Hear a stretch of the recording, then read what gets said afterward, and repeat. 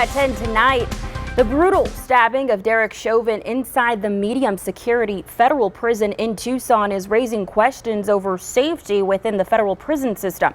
The N4 Tucson investigators have spoken to relatives of inmates who fear for their safety and several prison experts, including a former warden of the Tucson prison, who believe changes are needed. Our chief investigative reporter, Corus Nylander, is outside the federal prison with tonight's N4 Tucson investigation.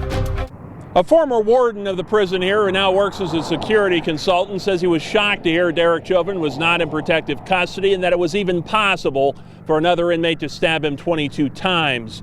But it's just one of several recent issues within the federal prison system. The violent attack of Derek Chauvin has bound him to the likes of Jeffrey Epstein, Whitey Bulger, Larry Nassar, and other high-profile inmates who captured headlines after apparent blunders by the Federal Bureau of Prisons. Nassar in 2018 was assaulted here at the same prison. Chauvin is now out of the hospital after being stabbed 22 times. According to the U.S. Attorney's Office, he was stabbed by a former Mexican mafia member inside the prison's law library. He never should have had access to Derek Chauvin in the first place. Donna Leone Ham is the director of the Middle Ground Prison Reform Group in Arizona. She believes Chauvin's attack was a failure of the Bureau of Prisons. There's no excuse for the Bureau of Prisons for not immediately recognizing that he was a person requiring special protection. The N4 Tucson investigators spoke to Robert Hood, who served as the warden of FCI Tucson from 1995 to 1999, retired from the BOP as the warden of the Supermax prison in Colorado. He agrees Chauvin should have had special protection, writing, quote, "Beyond the BOP's leadership turnover and less public interest in working for the criminal justice system, staff misconduct has been an embarrassment. The near-death assault of Derek Chauvin adds to this discomfort. High-profile deaths, assaults,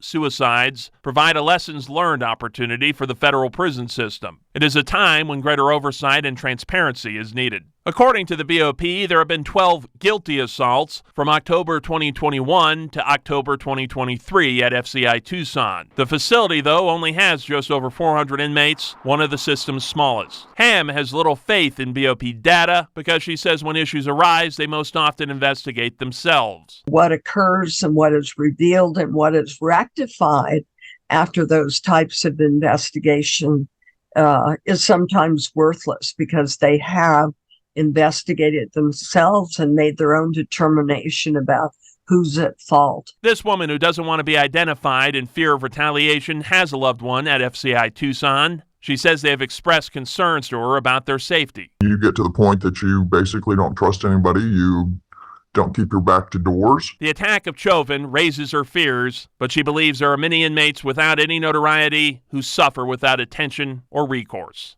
I just feel that they're allowed to do what they want, how they want, and when they want, and there's nothing that you can do about it.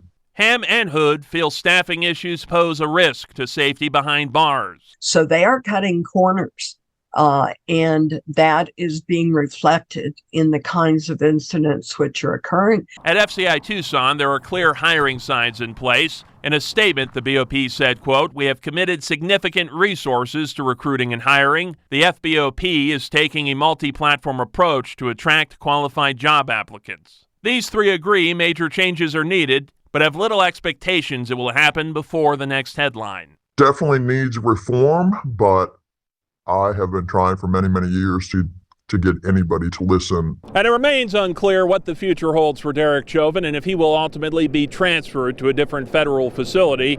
We have Robert Hood's full comments to us over on our website, KVOA.com, which provides some more background and concerns raised. Reporting from FCI Tucson, Corus Nylander, N4 Tucson.